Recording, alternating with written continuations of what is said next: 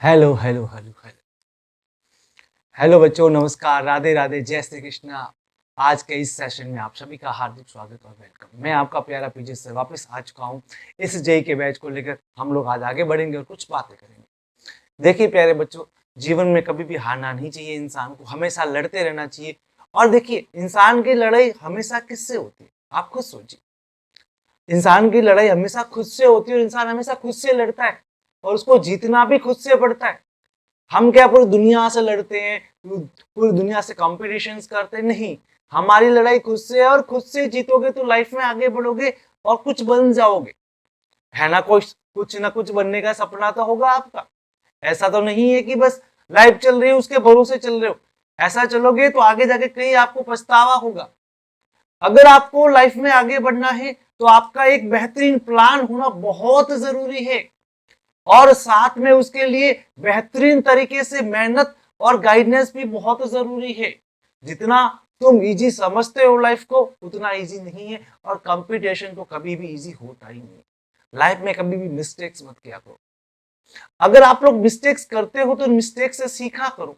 हर mistakes आपको बहुत अच्छी चीज सिखाती है और वापस वो मिस्टेक हम लोग नहीं करेंगे तो जरूर आगे बढ़ेंगे। कहने का मतलब है, इंसान को हमेशा अपनी मिस्टेक से बहुत ज्यादा सीखना चाहिए। अगर आप बहुत ज्यादा मिस्टेक्स करो तो आपको सीखने को बहुत ज्यादा मिलेगा। इस बात का ध्यान रखना चाहिए। चलो स्टार्ट करते हैं। हम लोगों ने कल कहा भी था कि क्या क्या चीजें हम लोग पढ़ेंगे, क्या क्या बातें करेंगे, उसी के रिगार्डिंग आज हम लोग पहले लेक्चर को स्टार्ट करेंगे। आपको बताएंगे कि ये जो लेक्चर है वो कौन से चैप्टर से और कौन से टॉपिक से स्टार्ट करेंगे और क्या चीजें पढ़ने वाले हम। तो बता दे, मैंने आपको कल भी बोला था कि मैं पूरा बेसिक से स्टार्ट करूंगा, पूरा का पूरा बेसिक फिजिक्स को बिल्कुल जीरो लेवल से स्टार्ट करते हुए आगे बढ़ाऊंगा। अगर आपको याद हो तो वही चीज करने जा रहा हूं और वहीं से वापस अपनी कहानी को स्टार्ट करूंगा। आ जाइए बच्चों, बता देता हूँ क्या क्या चीजें हम करेंगे, क्या क्या चीजें अपने को आगे करनी है, क्या क्वेश्चंस करना है, क्या कंसेप्ट है, क्या तरीका है, सारी चीजें बताएंगे। सबसे पहली बात सुनिए, हम लोग लेक्चर के अंदर किस तरीके से चलेंगे और किस तरीके से क्वेश्चन का पैटर्न रहेगा वो बता देते हैं और उसके बाद हम लेक्चर को स्टार्ट करते हैं। आइए बच्चों, देखिए सबसे पहले ध्यान से सुनिए। अभी मैंने एक वर्ड बोला था मिस्टेक्स, बोला था कि नहीं बोला था? अरे बोलो, बोला था ना। अभी आपके सामने एक वर्ड बोला था मिस्टेक्स। तो एक बात बता देता हूं, हमेशा अपनी मिस्टेक को एक्सेप्ट किया करो। Accept your mistake. हर मिस्टेक कुछ ना कुछ सिखाती है। यही चीज मैंने आपको टाइम पहले यानी आज के लेक्चर में ही बोला कि हमेशा अपनी मिस्टेक को एक्सेप्ट किया करो कि आपने जो मिस्टेक की है वो कहां पे की है उसको समझो और समझ के आगे बढ़ने का ट्राई करो। तो हर मिस्टेक आपको बहुत सारी चीजें सिखाती है, इस बात का ध्यान रखना। उसके बाद में दूसरी चीज आपको पता चलेगी, सर हमने मिस्टेक की, चलो कोई बात नहीं, मिस्टेक हो गई। अब उस मिस्टेक से इंप्रूवमेंट कैसे किया जाए? दूसरी चीज ध्यान रखनी, हाउ विल यू इंप्रूव। हम इस चीज को इंप्रूव कैसे करें?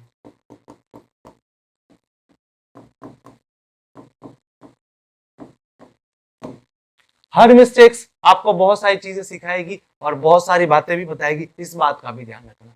तो सबसे पहली चीज मैंने आपको यही बताई कि हमेशा मिस्टेक्स जो होती है उसको आप लोग हमेशा एक्सेप्ट किया करो और मिस्टेक से जो आपके पास में इंप्रूव होता है उस इंप्रूव को कैसे इंप्रूव किया जाए वो भी आप लोग उसको ध्यान में रखा करो। अब बात करते हैं लेक्चर की।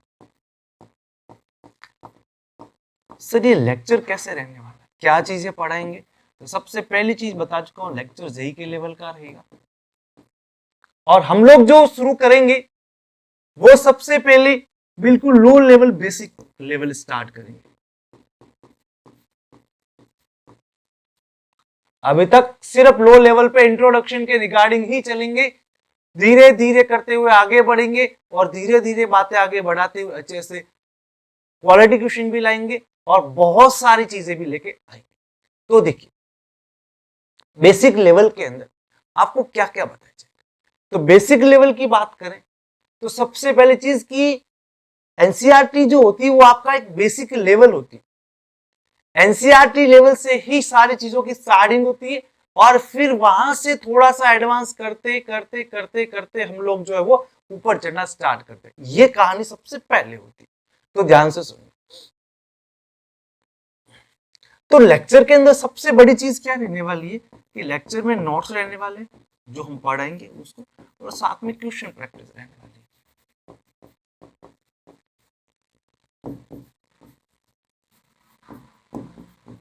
क्वेश्चन प्रैक्टिस यानी कि आपने जो पढ़ा उसका नोट्स आपके पास भी होना चाहिए। मैं यहाँ पे सारा बताऊंगा लिख के, इसीलिए इस बार मैंने एक नई चीज ली है कि मैं प्रेजेंटेशन नहीं बना रहा हूँ, बिना प्रेजेंटेशन के सारी चीजें लिख के बता रहा हूँ ताकि आपको एग्जैक्ट क्लासरूम की फीलिंग आ सके।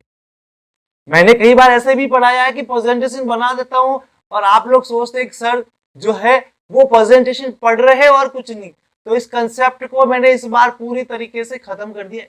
आई ना बात समझ में? तो मैं क्या करने वाला हूँ, तो मैं सबसे पहली चीज सीधा का सीधा जो भी पढ़ाऊंगा ना वो सारा बोर्ड पे लिखूंगा और वो समझाते हुए लिखूंगा। ये ध्यान रखना मेरी बात को। तो मैंने आपको क्या बताया कि लेक्चर्स के अंदर क्या क्या, तो लेक्चर जेई लेवल का बेसिक से एनसीईआरटी के कंसेप्ट से स्टार्ट करना है। दूसरी चीज आपको क्या बताई कि नोट्स और क्वेश्चन पेपर के जो है इस लेक्चर में रहने वाले, यानी नोट्स और क्वेश्चन पेपर का यहाँ पे कंबाइन कॉम्बिनेशन रहेगा। इस बात का भी आप लोगों को अच्छे से ध्यान रखना, ये बात आपको समझ में आनी चाहिए। अब सर प्रैक्टिस कहाँ से करवाने वाली, देखिए मैं आपको डेली प्रैक्टिस प्रॉब्लम के भी क्वेश्चन दूंगा, जिसे हम लोग डीपीपी कहते हैं, एनसीईआरटी कहते हैं।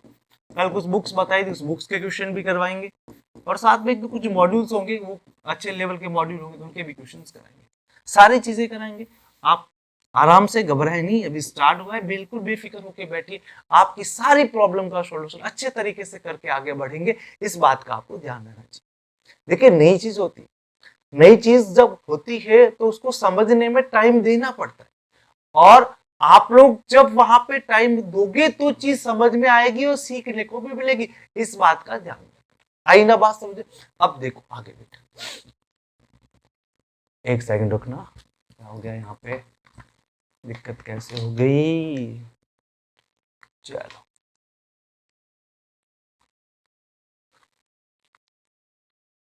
एक सेकंड रुकिएगा, प्रॉब्लम हो गई है, जस्ट वन सेकंड, एक सेकंड। आप लोग देखते हो कि ऑनलाइन क्लास लेना बहुत आसान है। देखिए अकेले इंसान जब सारी चीजें करता है ना तो बहुत सारी मिस्टेक्स आती है। आपकी तरह नहीं है कि सारे काम आपको करके मिल जाते हैं, यहाँ पे पढ़ना भी पड़ता है, पढ़ के पढ़ाना भी पड़ता है, स्कूल जाके क्लास भी लेनी पड़ती है और कंटेंट भी बनाना पड़ता है। इतना काम एक आदमी को करना पड़ता है, तो आप सोचो कि गलतियां तो होनी फिक्स ही है। हम भी कोई मशीन नहीं है कि वो गलती ना करेंगे, है ना? इस बात का ध्यान रखना। देखिए आगे बेटा,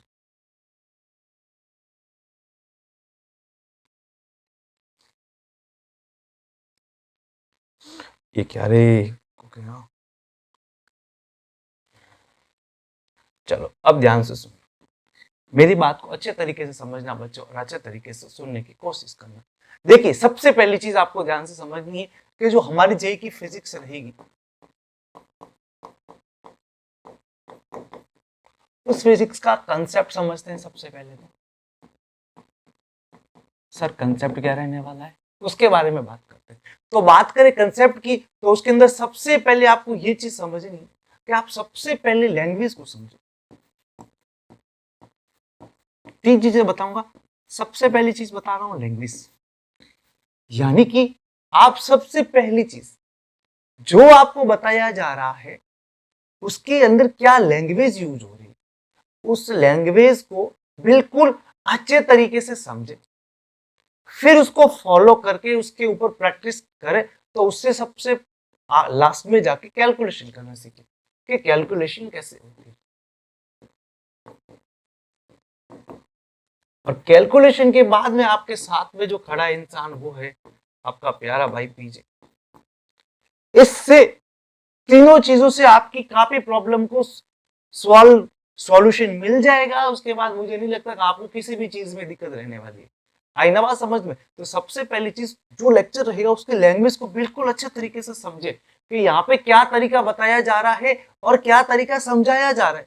और जब आपको ये तरीका अच्छे से समझ में आ जाए फिर उसके ऊपर कैलकुलेशन अप्लाई करें, और कैलकुलेशन अप्लाई करके फिर सर का यूज लें, जो नए वैरायटी के क्वेश्चंस बताए जाएंगे, तब कहीं जाके आप एक एडवांस लेवल सीख पाओगे, वरना नहीं सीख पाओगे। आप एडवांस लेवल का मतलब क्या समझते हो सर, इतना ज्यादा पढ़ना पड़ेगा? एडवांस लेवल का मतलब ही होता है कि आप लोग बेसिक लेवल को बहुत अच्छे से समझे, और जब आप लोग बेसिक लेवल को बहुत अच्छे से समझ जाएंगे ना, तो उसके कुछ स्टेप्स होंगे, धीरे धीरे धीरे धीरे धीरे धीरे धीरे धीरे, तब कहीं जाकर आप बहुत हाई लेवल पे पहुंचोगे, है ना। तो हर चीज को हमेशा कहां से स्टार्ट करना चाहिए? जीरो से। जब कोई चीज जीरो से स्टार्ट होगी तब कहीं जाके मिलियंस और बिलियंस बनते हैं। अगर मिलियंस और बिलियंस में से जीरो हटा दे तो बहुत दिक्कत आ जाएगी, और आपको भी पता है ना, बताने की जरूरत नहीं है। तो जीरो टू हाई जाने के लिए सबसे पहले आपके पास में जीरो लेवल की नॉलेज, जीरो लेवल की नॉलेज बोले तो बेसिक नॉलेज होना बहुत जरूरी है बच्चों। क्या कहा? जीरो का मतलब यही होता है कि आप लोगों को बेसिक नॉलेज का होना बहुत ज्यादा जरूरी है। और अगर आपके पास में बेसिक नॉलेज है तो आप किसी भी चीज को, किसी भी क्वेश्चंस को, किसी भी रिलेवेंट प्रॉब्लम को बहुत अच्छे तरीके से सॉल्व कर सकते हैं, और उसमें कोई भी दिक्कत नहीं आने वाली है, ये भी ध्यान रखना बच्चों। ठीक है, आगे देखते। और दूसरी चीज, फिर आपके पास में तरीका आता है, कुछ भी हो जाए भाई। क्या कहा बबुआ? कुछ भी हो जाए, जो करना है करो, साम दाम दंड भेद सब लगा दो, लेकिन क्वेश्चन सॉल्व होना चाहिए। क्या कहा? इतनी सारी चीजें करने के बाद सबसे पहले हमने जो टॉपिक था उस टॉपिक की लैंग्वेज को समझा। क्या किया? टॉपिक की लैंग्वेज को समझा। उसके बाद में उसका जो कैलकुलेशन मेथड था वो समझा।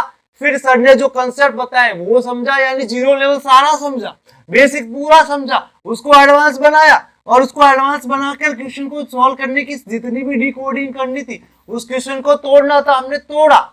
उसके बाद में फिर भी क्वेश्चन नहीं हो रहा है तो फिर लास्ट बचता है साम दाम दंड भेद, कुछ भी करो क्वेश्चन होना चाहिए। और क्वेश्चन होने के लिए सबसे पहले आपको बेसिक का आना बहुत ज्यादा जरूरी है कि नहीं है? तो क्या कहा? सबसे बड़ी चीज जीरो लेवल हमेशा आना बहुत जरूरी होता है। आई ना बात समझ में? अब देखिए आगे बात करते कहानी को, देख लो एक बार क्या लिखा है मैंने, एक बार अच्छे से रीड कर लो, बोर्ड से कुछ लिखना चाहो तो भी, नहीं लिखना चाहो। देखिए नेक्स्ट चीज को देखो, थोड़ा सा आगे बढ़ाते, देख लिया, देख लो एक बार, है ना। हाँ लिखता बहुत खराब हूं मैं, ये मैं कह देता हूँ, है ना गुड़िया, हाके मत निकाल बेटा ने, इसको ध्यान से समझने की जरूरत है। क्वेश्चंस के क्वालिटी को समझना जरूरी है, लैंग्वेज समझना जरूरी है। ट्राई करेंगे थोड़ा थोड़ा थोड़ा धीरे धीरे अच्छे से लिखना स्टार्ट हो जाए, क्योंकि प्रेजेंटेशन बनाओ तो मैं सारा लिखा हुआ मिल जाएगा, फिर आपको लेक्चर वाली फीलिंग नहीं आनी है, इसीलिए मैं सारी चीजें आज से लिख रहा हूँ। आई ना बात समझ में? नेक्स्ट देखिए,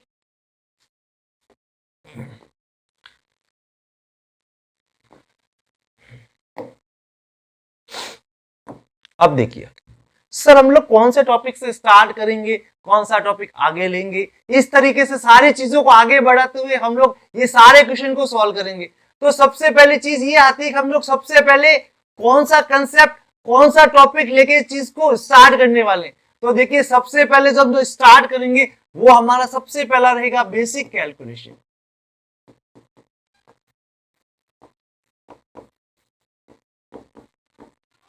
बेसिक कैलकुलेशन का मतलब है हमारे फिजिक्स के अंदर जितनी भी कैलकुलेशन आने वाली है उनका बेसिक्स क्या क्या है, वहां से स्टार्ट करते हुए फिर थोड़ा सा लेवल को आगे बढ़ाते हुए सारी कैलकुलेशन कंप्लीट सीखेंगे। और मैं एक चीज हमेशा कहता हूं कि लाइफ में अप्रोक्सीमेशन हमेशा सीखा करो। अप्रोक्सीमेशन फिजिक्स और मैथमेटिक्स में इतनी काम की चीजें रामबाण का काम करता है। और जो लोग जेई की तैयारी कर रहे हैं ना, वो तो अच्छे से अप्रोक्सीमेशन सीख लेना। अप्रोक्सीमेशन का मतलब है कि आप सारे की सारी कैलकुलेशन अपने माइंड के अंदर करो। एक ऐसा कैलकुलेटर जो हमारे पास ऑलरेडी है उसका यूज करते हुए जल्दी फास्ट आंसर लाना है, तो वो अप्रोक्सीमेशन काम आएगा, ये कैलकुलेटर काम आएगा, कोई दूसरा कैलकुलेटर काम नहीं आएगा। और ये आपने सीख लिया तो जेई मेन हो या जेई एडवांस हो या कितना भी हाई लेवल का क्वेश्चन क्यों ना हो, आप आराम से चुटकियों में कर सकते हो। इस बात का ध्यान रखना। तो अप्रोक्सीमेशन का आना बहुत ज्यादा जरूरी है। आई ना बात समझ में? तो हमारी शुरुआत ही बेसिक कैलकुलेशन से होगी। बेसिक कैलकुलेशन के बाद एक बेसिक चीज और आती है जो आप लोग मैथमेटिक्स में पढ़ के आते हो, 9th 10th में भी पढ़ के आते हो, ट्रिग्नोमेट्री का नाम सुना है ना, ट्राइग्नोमेट्री, ट्रिग्नोमेट्री। तो दूसरी चीज होती है ट्रिग्नोमेट्री। तो हमारे सेकंड जो रहेगा वो ट्रिग्नोमेट्री रहेगा बेसिक कैलकुलेशन के बाद। उसके बाद में हम लोग जो है वो लॉगरिथम ले लेंगे। हो सकता है ये मैं सीरीज भी चेंज कर दूं, सीरीज फिक्स नहीं है, ध्यान रखना सीरीज जो है वो फिक्स नहीं है। सर देखो आपने तो ये बोला था, ये चेंज कर दिया, हो सकता है कि मैं पहले लॉग ले लूं, ये भी ध्यान रखना।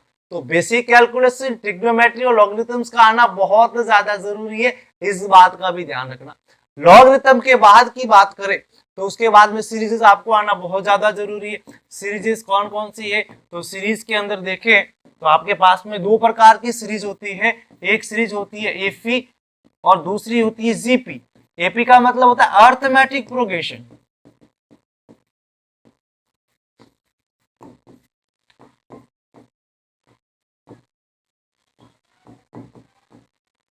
दूसरा होता है ज्योमेट्रिक प्रोग्रेशन।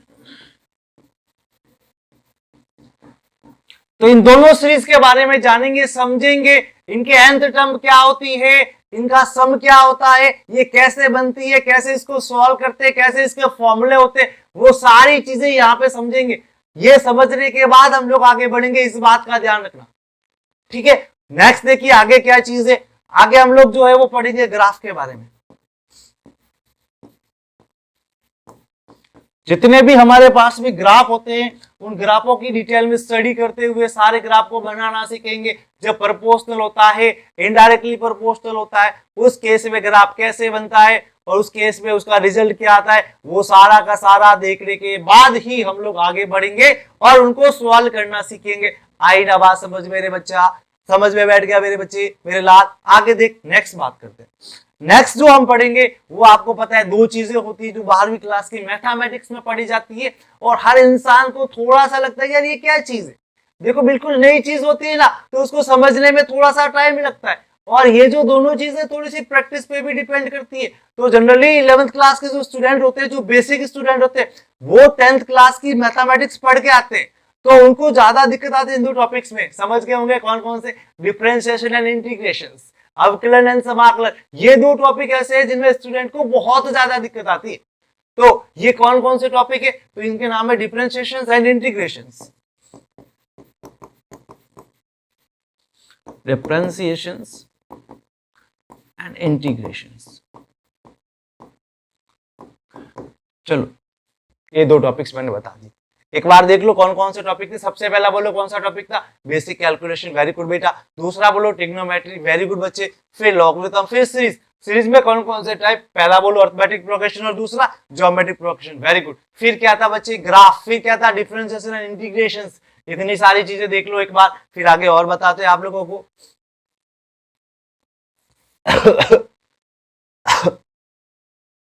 सर बाइनोमियल भूल गए आप, मैं नहीं बोला हूं, दीपक पर में कहते हैं बाइनोमियल और क्वाड्रेटिक इक्वेशंस।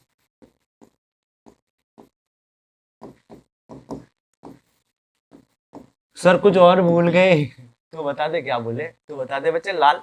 सर वेक्टर भूल गए, अच्छा और क्या मेरे बच्चे, सर एलसीएम भूल गए, अच्छा बच्चा और क्या भूल गए, सर परसेंटेज भूल गए। ओ माय गॉड, चल बेटा लिख दिया मैंने, और बोल। इतनी सारी चीजें अगर आप लोगों को आती है तो मैं आपको ये कह रहा हूं कि आपको फिजिक्स में रोकना इम्पॉसिबल, क्योंकि फिजिक्स जो है वो बेसिकली मैथमेटिक्स से जुड़ा हुआ रिलेवेंट सब्जेक्ट है।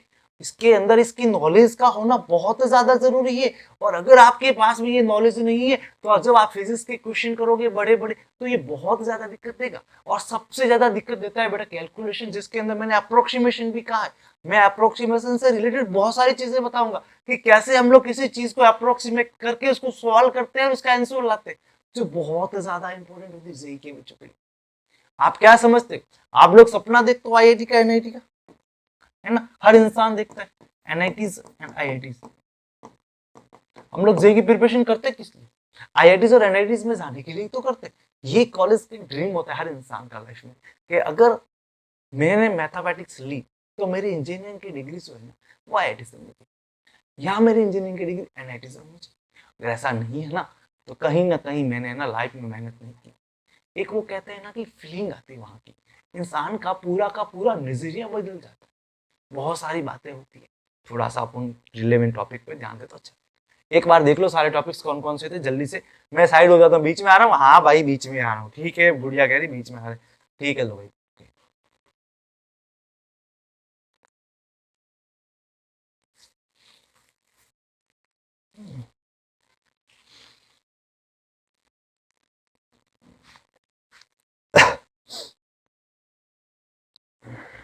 चलो, एक कहावत सुनी होगी कि जीरो बड़ा कमाल का, देता सबका साथ। क्या कहा, ध्यान से सुनिएगा। जीरो बड़ा कमाल का, देता सबका साथ, और सबका साथ देने से बनाता वन। क्या बनाता, वन। यानी कहा गया किसी भी नॉन जीरो नंबर की पावर, पहला कंसेप्ट देख रहे हैं हम लोग, और ये कंसेप्ट जो देख रहे हैं वो कैलकुलेशन का देख रहे हैं। और इसमें मैं आपको कहना चाहता हूं सबसे पहले प्यारे बच्चों कि कोई भी नॉन जीरो नंबर है, नॉन जीरो नंबर, उसकी पावर जीरो हो जाए तो क्या रिजल्ट बनता है। क्या कहा कि हमारे पास में कोई भी नॉन जीरो नंबर हो, उस नॉन जीरो नंबर की पावर जीरो हो जाए तो हमारे पास में क्या रिजल्ट आता है, इस बात की बात करो। सपोज कोई नॉन जीरो नंबर जो है, यानी कि जीरो नहीं होना चाहिए। जैसे आपने किसी भी नंबर को ए माना तो ए की वैल्यू क्या नहीं होनी चाहिए प्यारे बच्चों, जीरो नहीं होनी चाहिए। और अगर ऐसा है तो उस केस में क्या होगा, ध्यान से सुनिएगा, ए की पावर जीरो, इसकी वैल्यू हमेशा कितनी आती है, वन आती है। प्यारा कंसेप्ट, अच्छा कंसेप्ट, तगड़ा कंसेप्ट। यानी कहने का मतलब क्या है, ध्यान से सुनना। जैसे कि किसी ने बोला 100 की पावर जीरो बताओ तो वन आएगा। किसी ने बोला 10 to the power 20 की पावर जीरो बताओ तो भी कितना आएगा, वन आएगा। बहुत सारी चीजें लिख सकते हो। किसी ने बोला e की पावर जीरो बताओ, ये लीजिए वन। 8 की पावर जीरो बताओ, ये लीजिए वन। तो आप किसी की भी पावर ले लो, वो हमेशा आपको क्या देगा, वो आपको हमेशा वन वैल्यू देगा। ध्यान रखना, कुछ भी हो जाए, कैसे भी नंबर हो, चाहे लाखों में हो, चाहे करोड़ों में हो, चाहे अरबों में हो, अगर उसके ऊपर पावर जीरो लगा रखी ना तो उसकी वैल्यू वन है बेटा, हमेशा ध्यान रख लेना। कितनी, वन। यानी कि कहने का मतलब है जीरो सबका साथ लेकिन वन बनाता है। क्या बनाता है, वन बनाता है। यानी कि किसी की भी पावर जीरो दे रखी है तो वो हमेशा वैल्यू वन ही लाएगा, चाहे कोई सा भी नंबर, चाहे कोई सी भी चीज। जल्दी देखो, लिख दो जल्दी से, लिखने के लिए टाइम बराबर दूंगा, ठीक है। अब किसी ने कहा अक्सर अगर ये हो जाए तो क्या करेंगे, बोल दे इसकी बच्चे की इच्छा थी सर 5.9999 की पावर जीरो कितना होगा। तो मैंने कहा बेटा किसी की भी पावर जीरो हमेशा वन। क्या कहा, किसी की भी पावर जीरो हमेशा क्या बनाएगी, वन बनाएगी।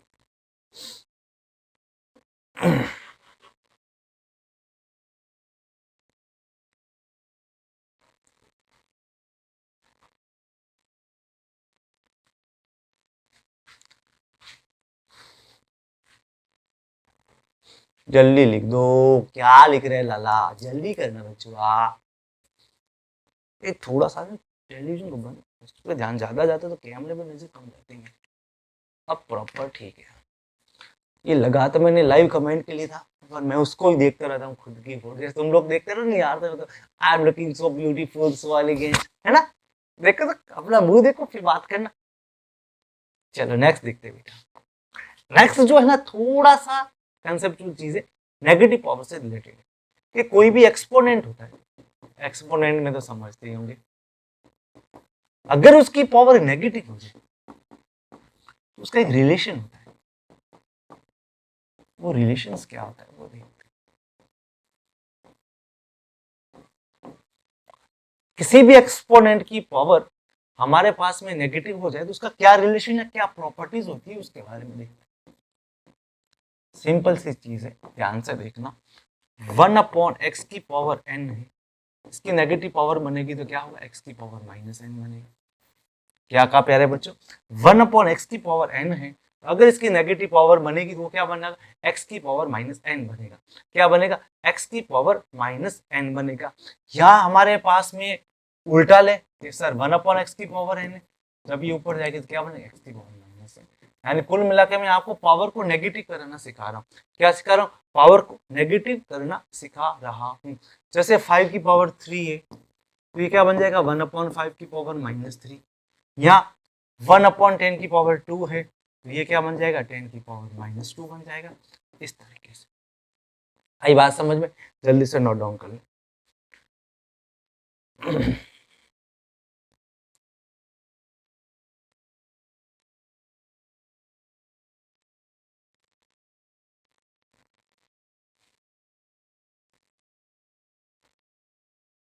थोड़ा जल्दी करना, मैं आप लोगों को दिख रहा था और कुछ नहीं, है ना?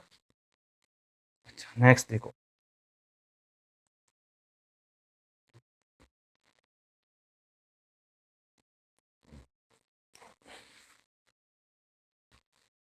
नेक्स्ट होता है प्रोडक्ट प्रॉपर्टी।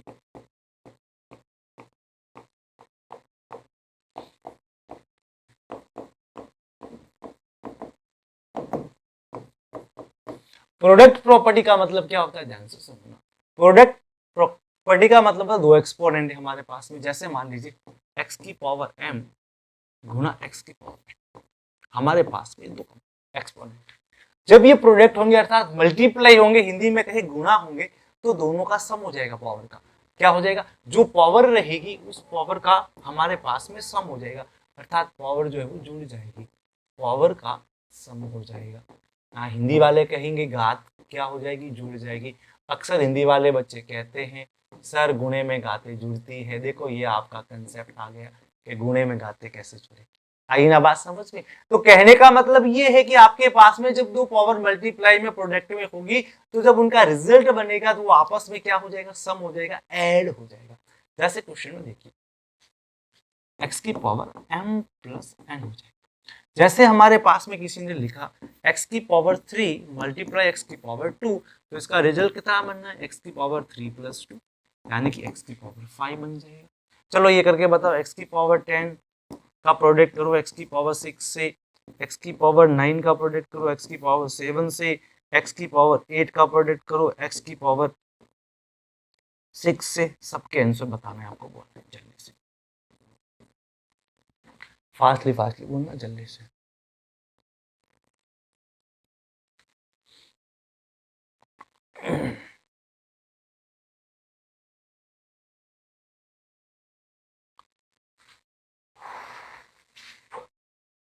देखो ध्यान से, x की पावर 10 का प्रोडक्ट 6 से होगा तो क्या बन जाएगा, x की पावर 10 प्लस 6, x की पावर 16 बन जाएगा। x की पावर 9 प्लस 7, x की पावर 16 बन जाएगा। x की पावर 8 प्लस 6 बन जाएगा, जो कितना हो जाएगा, x की पावर 14 हो जाएगा। तो ये मैंने प्रोडक्ट की प्रॉपर्टी बताई। अब एक डिवीजन की प्रॉपर्टी बताऊंगा कि अगर आपका कोई एक्सपोनेंट डिवीजन में आता है तो क्या होता है। जैसे सपोज x की पावर m अपॉन x की पावर n है हमारे पास। अभी नेगेटिव पावर वाला रूल पढ़ा था ना, वही चीज है। क्या है, ध्यान से सुनना। ये हो जाएगा आपका x की पावर m, ये ऊपर जाके x की पावर माइनस n बन जाएगा, और यहाँ पे वापस क्या लग जाएगा, सम की प्रॉपर्टी, x की पावर m माइनस n। जैसे क्वेश्चन देखते हैं बेटा, 10 to the power 5 upon 10 to the power 2, ये हमारे पास में। कुछ बच्चे कहेंगे सर देखो 5 से ना डायरेक्ट काट दूं 3 पावर। अरे तू काट तो देगा, पर ये तो बता होता कैसे। तुझे तो कारण ही नहीं पता तो तू उस चीज को आंसर कैसे निकाल रहा है भाई मेरे। तो इसको करने का तरीका क्या होता है, 10 की पावर 5 का product 10 to the power minus 2। देखिए पावर ऊपर चलेगी, जब ये पावर ऊपर चलेगी तो इसने क्या बना दिया, नेगेटिव बना दिया। और अगर ये नेगेटिव बन गया तो यहाँ पे क्या बन गया, 10 की पावर 5 माइनस 2, यानी 10 टू दी पावर 3। जो कुछ बच्चे सीधा यहाँ से काट लेते हैं, हाँ सर देखो काट के हो गया, तो वो तरीका ये यूज होता है, ध्यान रखना है। यहाँ से कुछ कट रहा है क्या, नहीं कट रहा है, चलो लिख दो जल्दी से, मैं साइड हो जाता हूँ। आपका साइड होना बहुत जरूरी है, वरना आपको दिक्कत बहुत आती है।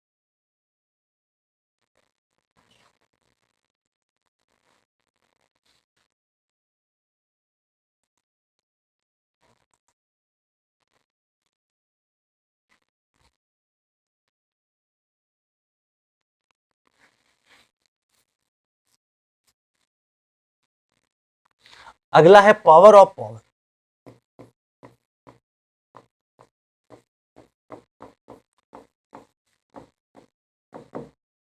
कुछ स्टूडेंट क्या करते हैं कि पावर की पावर होती है उनको वो जोड़ लेते हैं। कैसे, ध्यान से सुनना। जैसे कि मान लीजिए मेरे पास एक्स की पावर है, इसकी पावर मैंने दे दी है, तो ये दोनों आपस में क्या होते हैं, हमेशा ध्यान रखना, जो पावर के ऊपर पावर होती है इनका हमेशा क्या होता है बेटा, गुणा होता है, अर्थात प्रोडक्ट होता है। तो ये यहाँ पे क्या रिजल्ट देता है, एक्स की पावर m डॉट इन दोनों को आपस में मल्टीप्लाई करना है। जैसे मानिए 10 की पावर 2 का पावर 3, तो आपको आंसर में क्या लिखना है 10 to the power 2 multiply 3 that is 10 to the power 6। ये बेसिक कंसेप्ट आप लोगों ने सीखा होगा। मैं आपको बेसिक क्यों सिखा रहा हूँ आपको अच्छे से पता है। जैसे कि 6 की पावर 2 की पावर 4, तो ये क्या बन जाएगा 6 की power 2 multiply 4 that is equal to 6 की पावर 8। इस तरीके से जितने भी क्वेश्चन आए उनको आप आराम से कर सकते हो। सर क्वेश्चन तो नहीं है, क्वेश्चन की बर्बाद लग जाएगी, फिर तुम लोग कहोगे सर ये क्या हो गया। ये भी ध्यान रखना। एक फ्रैक्शन की प्रॉपर्टी बताता हूं, ध्यान से सुनना। फ्रैक्शनल एक्सपोनेंट की प्रॉपर्टी ध्यान से सुनना फ्रैक्शन के बारे में। ये जनरली आप लोगों को पता है सारी चीजें, लेकिन एक बार मैं बताना जरूरी है। फ्रैक्शनल प्रॉपर्टी, देखिए फ्रैक्शनल प्रॉपर्टी क्या होती है, ध्यान से सुनना। जैसे x की पावर 3/2 दे दी आपको, ये काफी बच्चों को सॉल्व करना नहीं आता। इसको लिखने का तरीका क्या है कि आप इसमें से थोड़ा सा इसको तोड़ो, तोड़ मरोड़ करो। जब आप इसको तोड़ेंगे तो ये बनेगा x की पावर 1 डॉट x की पावर 1/2। अभी जस्ट सीखा था हमने, तो उसको मैंने वापस उसमें चेंज कर दिया, चेंज प्रोडक्ट प्रॉपर्टी में। और जब मैंने ऐसा किया तो यहाँ पे क्या हुआ, ध्यान से सुनना। x की पावर 1/2 क्या लिख सकते हैं, रूट x। तो आंसर इस तरीके से। तो x की पावर 3/2 का आंसर जो कुछ इस तरीके से है, ये भी ध्यान रखना। यहाँ कुछ लोग इसको ऐसे भी लिख सकते हैं, एक्स क्यूब की पावर 1/2 भी लिख सकते हैं, कोई दिक्कत नहीं है। आई ना बात समझ में, यानी कि आप इसे रूट ऑफ एक्स क्यूब भी लिख सकते हो। चलो इसी पे बेसिक आप छोटा सा है ना, मेरे को क्वेश्चन करके बताओ जल्दी से, है ना, ध्यान से देखना। 9 की पावर 3/2,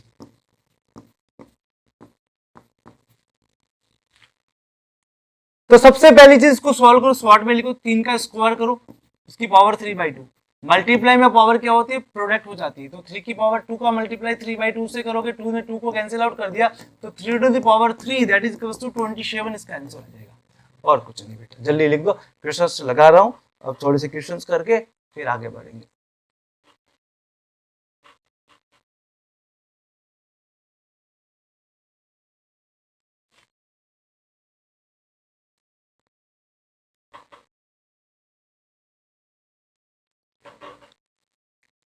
चलो एक क्वेश्चन देखते हैं, जल्दी से देखना।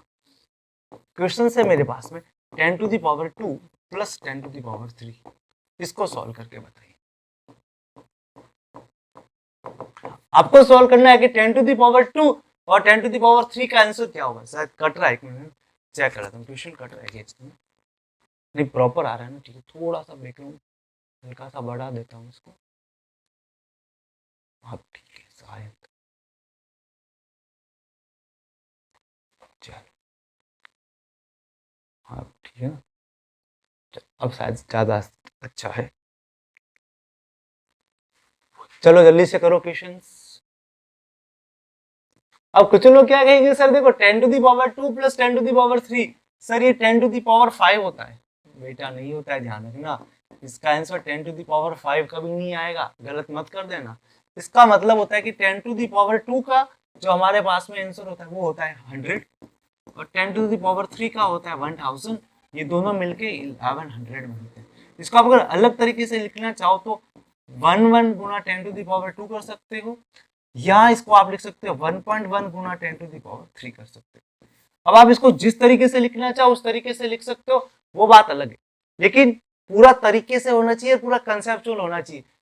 क्योंकि कुछ बच्चे होते हैं जिनको मैथमेटिक्स में इंटरेस्ट बहुत कम होता है, क्योंकि वो बायोलॉजी में आ जाते हैं, लेकिन वो भूल जाते हैं कि वहां पे फिजिक्स भी है, और जो फिजिक्स होते हैं उनको बहुत तकलीफ देती है। और तकलीफ देने का कारण यही होता है कि वहां के बेसिक कंसेप्ट उनको नहीं आते। क्या नहीं आते, उनको बेसिक कंसेप्ट नहीं आते। इस बात का ध्यान रखना, जल्दी से लिखो।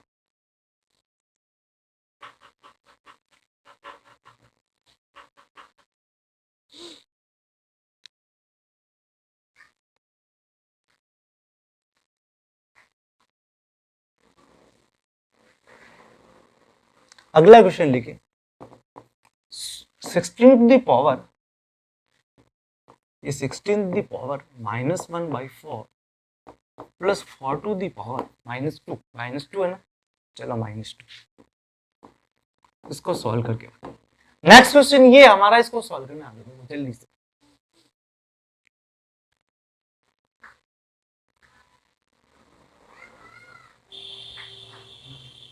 कैसे सॉल्व करोगे, देखिए प्यारे बच्चों, सबसे पहले मैंने जो कंसेप्ट सीखा है वो कंसेप्ट का यूज करो।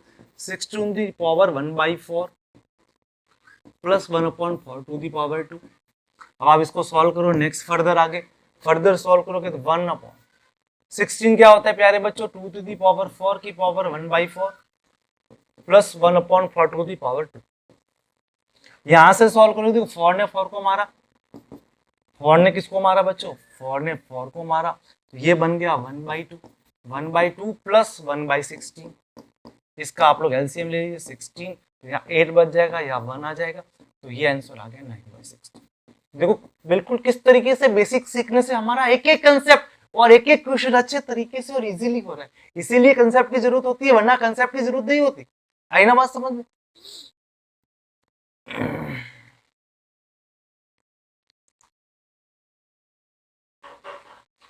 तो अब इतना आपको सिखाया, अब होमवर्क तो होना चाहिए ना।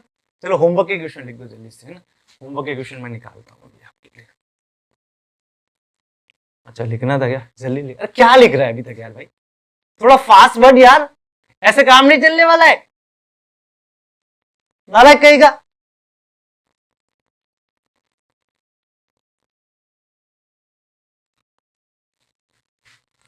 क्वेश्चन लिखिए।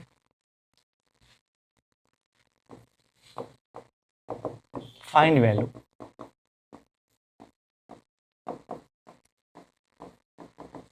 क्या कह रहे हैं सर, हिंदी में बोलो। अरे इसको क्या हिंदी में बोलेंगे, निम्न के मान ज्ञात करें, सर हिंदी बोल लो। अरे बड़ा आया, थोड़ा बहुत इंग्लिश सीख लेगा तो स्टाइल मार देगा, काम बन जाएगा। क्या हिंदी करे, इंग्लिश पेपर समझ के, आज से किसमें पढ़ेगा बोल, इंग्लिश में अच्छा बनना है ना। तो फिर नालायक कहीं का। सबसे पहला क्वेश्चन ठीक है, पहला क्वेश्चन क्या रहे जल्दी से लिखता है, 10^2 माइनस ऑफ -10^3। ये माइनस है बेटा, ध्यान रखना।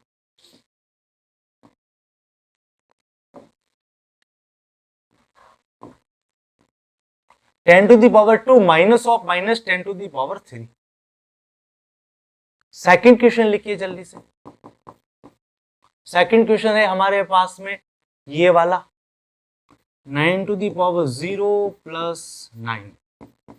थर्ड क्वेश्चन क्या है, थर्ड क्वेश्चन से हमारे पास में 27 प्लस 7 की पावर 0। फोर्थ वाला क्वेश्चन लिखिए, फोर्थ वाला क्वेश्चन के अंदर है ये 4^3 माइनस 4^2। सर ये क्या दे रहे हो, ये बेटा होमवर्क दे रहा हूं, भूल गया तुम लोग तो भूल जाते हो पर हम तो नहीं भूलते। फिफ्थ लिखिए बेटा 3 माइनस 1²। 6 वाला लिखिए जल्दी से। 6 क्वेश्चन के अंदर क्या है, 8^2/3। सेवंथ लिखिए, सेवंथ के अंदर आपके पास में है 4 5 6, सेवंथ के अंदर है 4 की पावर 5/2। 8 लिखिए, 8 के अंदर हमारे पास में 27 की पावर 2/3। नाइन्थ लिखिए, नाइन्थ के अंदर आपके पास में है, यहाँ पे क्वेश्चन को अच्छे से दिख नहीं रहा है, अच्छा ठीक है, t⁻2 डॉट t⁻3। नेक्स्ट लिखिए 27 की पावर 1/3। 11th क्वेश्चन लिखिए 9 की पावर 5/2।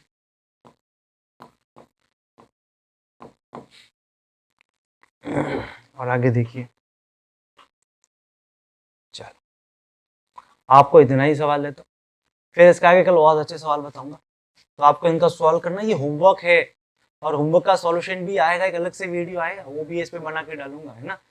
हुआ तो इस पे ही डाल दूंगा, कोई दिक्कत नहीं है। ये आपका होमवर्क रहेगा, होमवर्क का छोटा सा 10-15 मिनट का सॉल्यूशन का वीडियो बनाऊंगा, वो डाल दूंगा, अपलोड कर दूंगा सीधे। ये होमवर्क हर चीज प्रॉपर तरीके से करना बहुत जरूरी है बेटा। क्यों कि सपने तुम्हारे हैं, सपने तुम्हारे हैं, लेकिन मेहनत तुम्हारे पेरेंट्स की है। सपना आपने देखा, लेकिन आपके पेरेंट्स उसको सफल करने के लिए जो चीज चाहते हो आप वो करके देते हैं। इसीलिए कभी भी अपने समय को हमेशा वेस्ट ना करें, समय का यूज करें। समय बड़ा इंपॉर्टेंट होता है। जिस इंसान ने समय पे ध्यान नहीं दिया ना, उसको आगे जाके बहुत दिक्कत है। चलो आज का लेक्चर हम लोग यहीं पे एंड करते हैं प्यारे बच्चों। मस्त रहिएगा, खुश रहिएगा, अच्छे से तैयारी जोश के साथ करिएगा। मैं आपके साथ आपका भाई हमेशा हूँ, आपका प्यारा पीजे सर। आपसे अलविदा ले दो बच्चों। राधे राधे, जय श्री कृष्ण।